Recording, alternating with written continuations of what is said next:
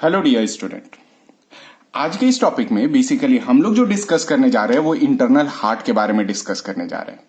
जबकि हम लोगों ने लास्ट क्लास में हार्ट का general anatomical features plus external heart के फीचर्स हम लोगों ने देखा था, जिसमें कि हम लोगों ने ये समझा था कि सल्कस का मतलब होता है ग्रूव्स, और सल्कस को अपन सेप्टम भी कंसिडर करते हैं जो दो पार्ट्स को आपस में डिवाइड करता है।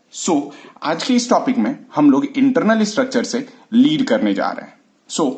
यहां पर डायग्राम आपका एक इंटरनल स्ट्रक्चर ऑफ हार्ट का है। अब जरा देखेंगे, पहले इंटरनल में टोटल 4 चैम्बर होते हैं। दैट इज ये डिवीजन जो है ये राइट साइड है और ये डिवीजन लेफ्ट साइड है।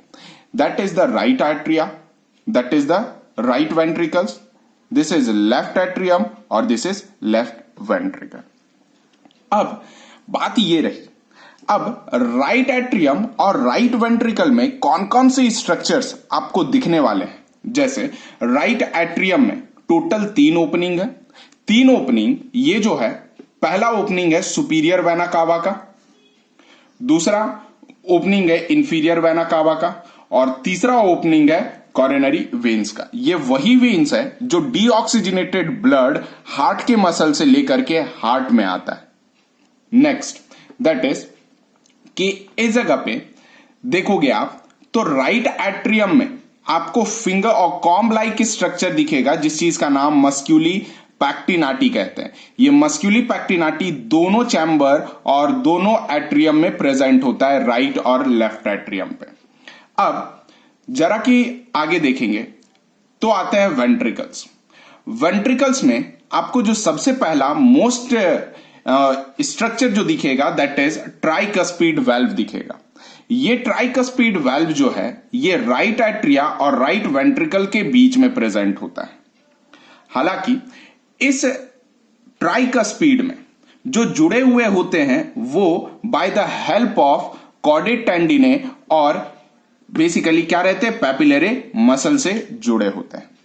इसी जगह पर जब वेंट्रिकल्स के वॉल पे नजर डालोगे तो वेंट्रिकल्स के वॉल पे आपको धीरे धीरे क्या दिखेगा, रूगेज दिखेंगे, और ये रूगेज को अपन फिशर्स कहते हैं।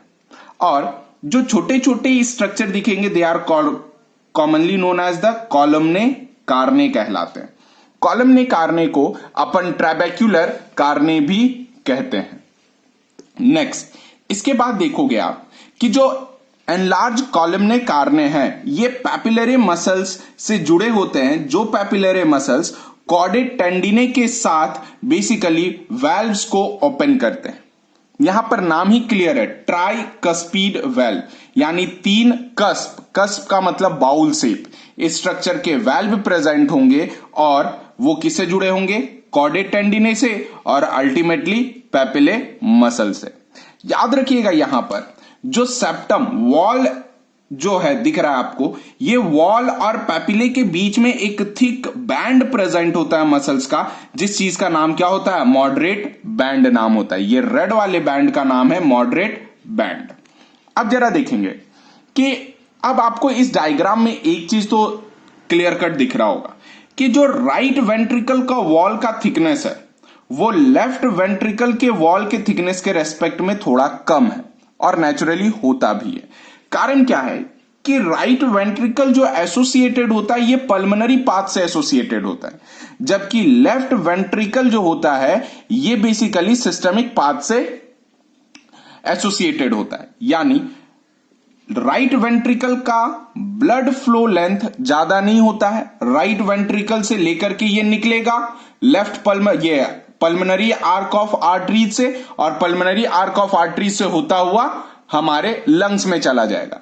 जबकि लेफ्ट वेंट्रिकल में ये अओर्टा से होता हुआ सिस्टमिक पाथ को जाएगा, और सिस्टमिक पाथ को जाने के बाद ये हमारे पूरे बॉडी पार्ट्स में फ्लो करेगा, जिस चीज का नाम अपन कहते हैं सिस्टमिक पाथ। यही कारण है कि राइट वेंट्रिकल में फोर्स कम रिक्वायर होता है, जबकि लेफ्ट वेंट्रिकल्स में फोर्स काफी ज्यादा रिक्वायर होता है। अब जरा आगे देखें, ये जो बीच वाला सेप्टम दिख रहा है they are commonly known as the interventricular septum, और ये जो स्ट्रक्चर है tip that is commonly known as the apex. उसके बाद लेफ्ट वेंट्रिकल्स पे अब कुछ स्ट्रक्चर देखते हैं। हालांकि यहां पे आप देखेंगे कि लेफ्ट एट्रियम में टोटल 4 ओपनिंग प्रेजेंट है। 2 ओपनिंग लेफ्ट पल्मोनरी वेन्स का होता है जो लेफ्ट लंग से आता है, और 2 ओपनिंग राइट पल्मोनरी वेन्स का होता है जो राइट लंग्स के तरफ से आता है। इसके बाद इसमें भी मस्क्यूली पैक्टिनाटी आपको ऑब्जर्व होगा। साथ साथ इस जगह पर आर्ट्रिया और वेंट्रिकल्स के बीच में जो वेल्व्स प्रेजेंट होंगे, that valves is commonly known as the bicuspid valves, और ये बाइकस्पीड वेल्व का दूसरा नाम है मिट्रल वेल्व्स। याद रखिएगा, ये पहला ऐसा वेल्व है जो through out the life oxygenated blood में ही प्रेजेंट होता है, जबकि आपका ट्राइकस्पीड जो है through out the life deoxygenated blood में ही प्रेजेंट होता है। नेक्स्ट सेम चीज बाइकस्पीड वेल्व, यानी 2 कस्प लाइक स्ट्रक्चर फ्लैप होंगे और ये जुड़े होंगे पैपिले से by the help of chordate टेंडिने, और बेसिकली पैपिले, और फिर ये जो रेड कलर का पैचेस दिख रहे हैं they are commonly known as the moderate band. अब जरा देखा जाए कि जब ब्लड वेंट्रिकल से ऊपर की ओर बढ़ता है तो उसमें क्या क्या होता है। अब दोनों वेंट्रिकल से, राइट वेंट्रिकल से अगर पास करेगा तो ये पल्मोनरी आर्टरीज और पल्मोनरी अओर्टा पे चला जाएगा, और ये पल्मोनरी अओर्टा पे जाएगा। सो राइट वेंट्रिकल्स और पल्मोनरी अओर्टा के बीच में एक वेल्व प्रेजेंट होगा जिस चीज का नाम होता है सेमी ल्यूनर वेल्व कहलाता है। सेमी ल्यूनर वेल्व एक्चुअल में 3 कस्प का होता है, और याद रखिए ये जो सेमी ल्यूनर वेल्व है नाम पड़ा क्योंकि ये आधा चांद के जैसा दिखता है, यही कारण से इसका नाम क्या पड़ा, सेमी ल्यूनर वेल्व पड़ा। सो अब जब इस जगह पे देखोगे तो राइट वेंट्रिकल से ब्लड जैसे ही पंप होगा वो किधर की ओर जाएगा, पहला तो लेफ्ट पल्मोनरी आर्टरीज में बाइफर्केट होकर के जाएगा और फिर राइट पल्मोनरी आर्टरीज में बाइफर्केट होकर के चला जाएगा, यानी एक लेफ्ट लंग्स को जाएगा और दूसरा राइट लंग्स को जाएगा, क्योंकि इस जगह से जो भी ब्लड निकलेगा राइट साइड से वो क्या रहेगा, डीऑक्सीजनेटेड ब्लड रहेगा और आगे जाकर के क्या करेगा, ऑक्सीजनेशन प्रोसेस को लीड करेगा। नेक्स्ट अब क्या है कि जैसे ही अपन लेफ्ट वेंट्रिकल्स पे आएगा, लेफ्ट वेंट्रिकल से और अओर्टा के बीच में भी सेमील्यूनर वेल्व्स मिलेंगे, यानी लेफ्ट वेंट्रिकल से जो भी ब्लड पंप होगा वो ब्लड सीधे कहां पे चला जाएगा, इस अओर्टा पे चला जाएगा। अओर्टा पे जाने के बाद इस अओर्टा पे 3 ओपनिंग प्रेजेंट है, दैट इज सबसे पहला है ब्राचियोसेफेलिक आर्टरीज। ब्राचियोसेफेलिक आर्टरीज ये बेसिकली हमारे हाथ के साइड आ जाता है। Next that is left common carotid. ये कॉमन कैरोटीड आर्टरीज हमारे ब्रेन को लीड करता है और इसी कॉमन कैरोटीड आर्टरीज से हमारा कोरोनरी आर्टरीज भी फॉर्म करता है। नेक्स्ट है जिस चीज का नाम है दैट इज लेफ्ट सब क्लेवियन। लेफ्ट सब क्लेवियन ये बेसिकली क्या है कि क्लेवियन बोन जो जिसे अपन कॉलर बोन कहते हैं ये उसके नीचे से होकर के बॉडी में डिसेंड करता है और इसी जगह लिम्फ वेसल्स ज्वाइन होता है और ब्लड को लिम्फ वेसल से होता हुआ किसके अंदर भेजता है, तो हमारे ब्लड में एंटर करवाता है। नेक्स्ट जरा देखेंगे इस जगह पर एक स्ट्रक्चर दिख रहा होगा, एक स्ट्रक्चर है पल्मोनरी अओर्टा में और सिस्टमिक अओर्टा के बीच में, ये जो थिक बैंड लाइक स्ट्रक्चर दिख रहा है इसका नाम है लिगामेंटम आर्टेरियोसम।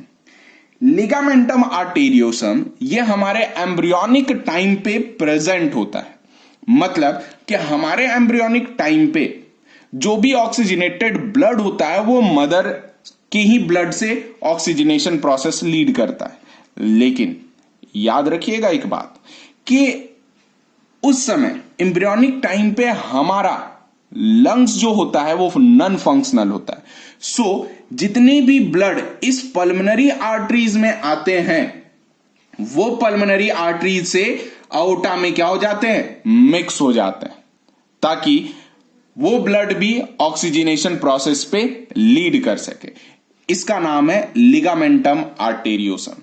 एक बात और याद रखिएगा कि लिगामेंटम आर्टेरियोसम ये जो है जैसे जैसे फिटस डेवलप होता जाता है ये लिगामेंटम आर्टेरियोसम इंटरनली क्या हो जाता है, थिक होता जाता है, थिक होता जाता है, और अल्टीमेटली जो इन दोनों के बीच में पैसेज होता है लिगामेंटम आर्टेरियोसम में, वो कंप्लीटली ब्लॉक हो जाता है।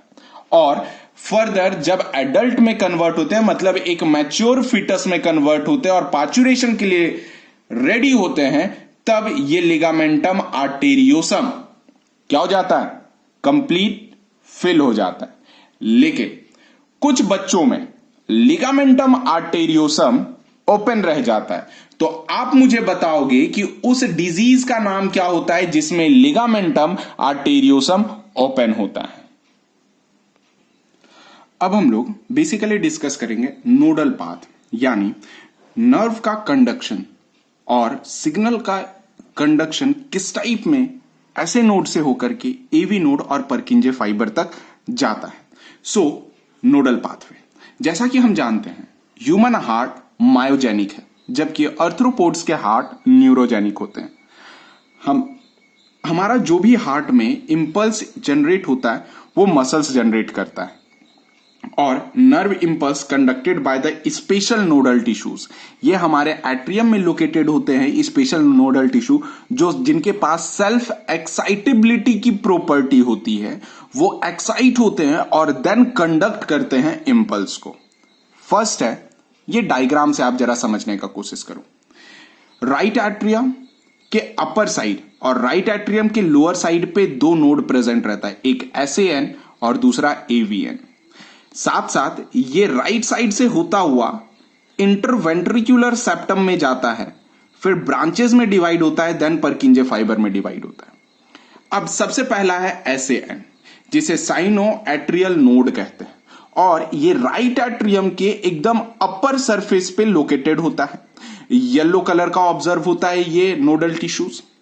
इसे अपन पेस मेकर भी कहते हैं। क्यों? क्योंकि ये बीट जनरेट करने के लिए रेस्पॉन्सिबल होता है, इसी वजह से इसका नाम क्या कहते हैं, पेस मेकर कहते हैं। स्पेशलाइज्ड कार्डियक मसल्स का बना होता है, एम्बेडेड होता है upper part of right atrium पे, और सबसे ज्यादा बिट प्रोड्यूस करने की एफिशिएंसी इसी की होती है। औसतन 70 से 75 बिट्स पर मिनट और एवरेज 72 बिट्स पर मिनट। लेकिन अब आप मुझे कमेंट बॉक्स में इसका आंसर बताओ कि उस केस में क्या होगा कि जब कोई भी पर्सन बहुत ज्यादा फास्ट रनिंग कर रहा हो, फास्ट रनिंग करते वक्त उसकी जो हार्ट बीट है वो बहुत ज्यादा बढ़ गई, सो 75, 80, 85 क्रॉस करता है ऐसे पर्सन का जो कंटिन्यूअस रन करता है शॉर्ट ड्यूरेशंस के लिए। तो अब बताओ कि उसका जो 80 से प्लस बीट हुआ वो क्यों हुआ, किस नोड के वजह से हुआ।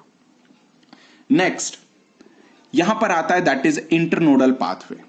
इंटरनोडल पाथवे सिर्फ 3 होते हैं बेटा। ये एसएएन और एवीएन के बीच में प्रेजेंट होता है इंटरनोडल पाथ।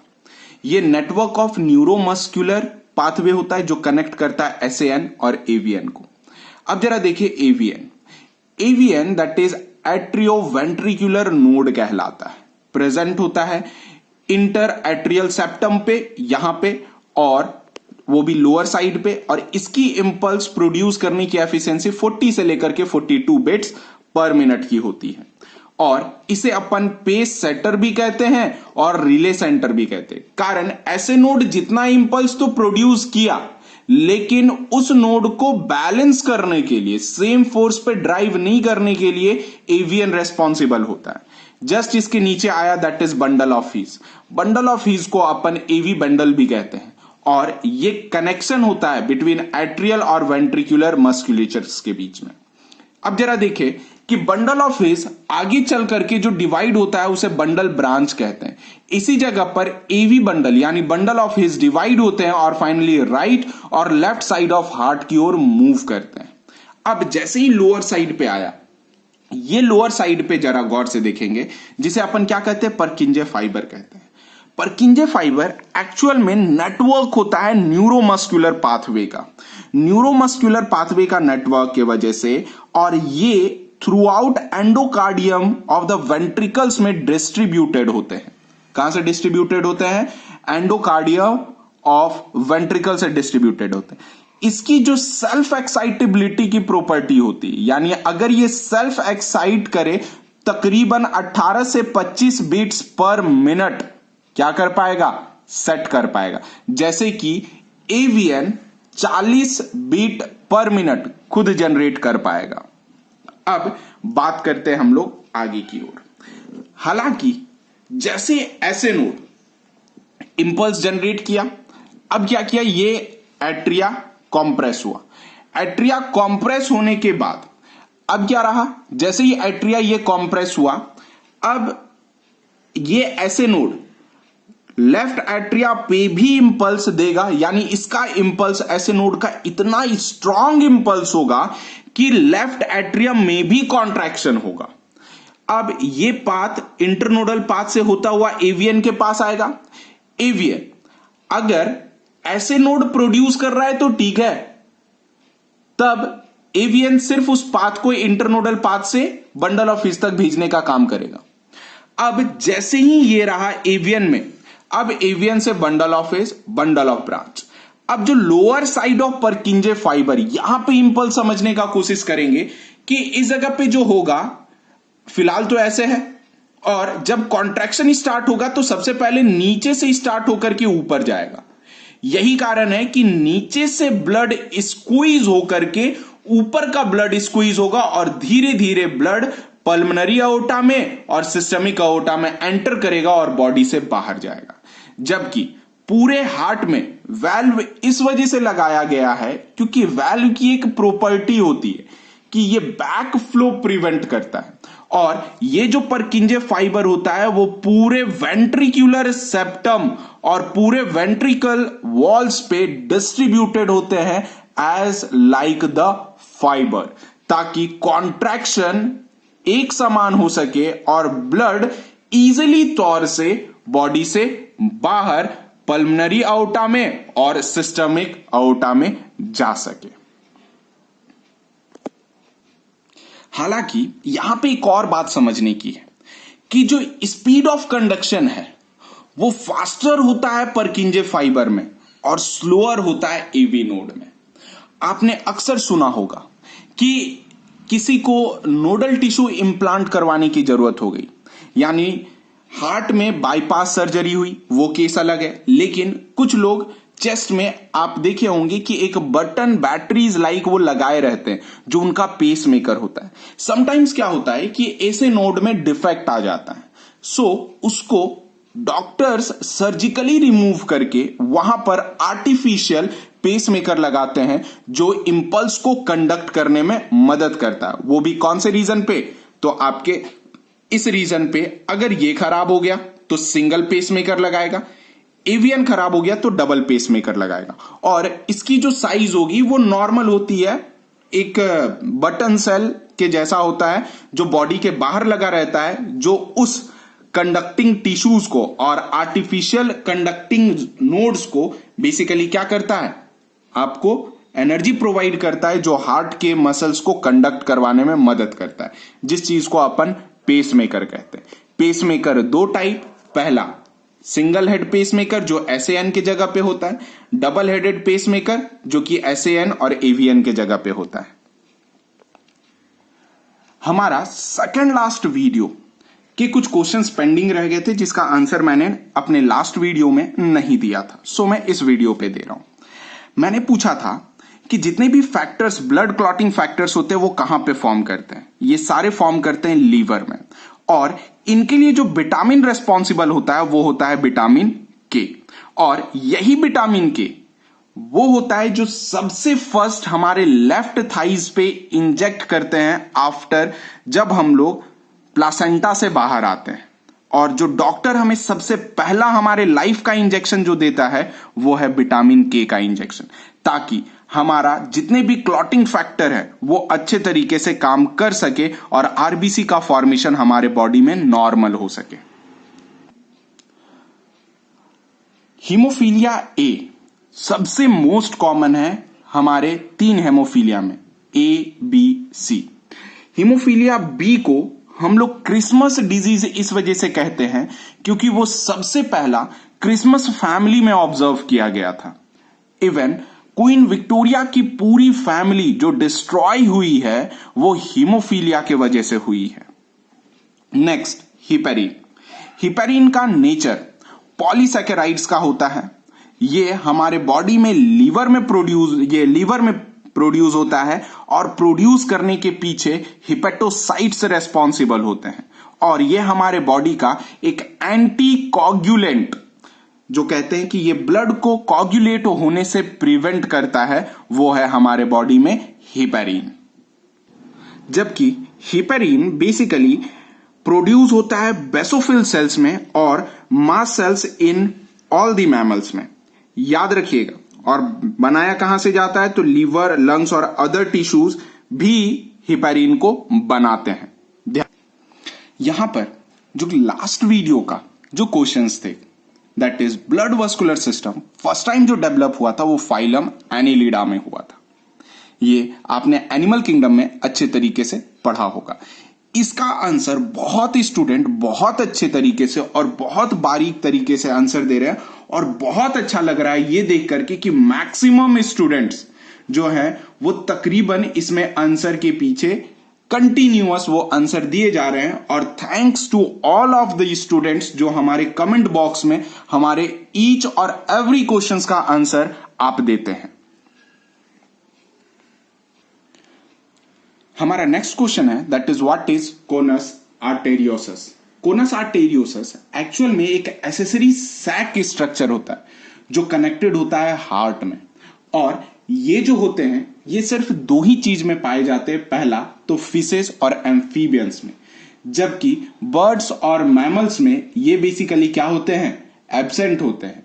ये ध्यान रखिएगा। ये लगभग कह सकते हैं कि साइनस वेनोसस के जैसा एक सैक लाइक स्ट्रक्चर होता है जिसे कॉनस आर्टेरियोसस कहते हैं। नेक्स्ट एक क्वेश्चन है कि in human sinus venosus present at which stage of a life. Answer है बेटा कि ये जो है हमारे एम्ब्रियोनिक टाइम पे ही प्रेजेंट होता है और जैसे जैसे हमारा हार्ट डेवलप होता जाता है और एम्ब्रियोनिक टाइम पे बिफोर फर्स्ट मंथ उसी समय साइनस वेनोसस प्रेजेंट होता है और जैसे जैसे डेवलप होता है वैसे वैसे साइनस वेनोसस खत्म हो चुका होता है।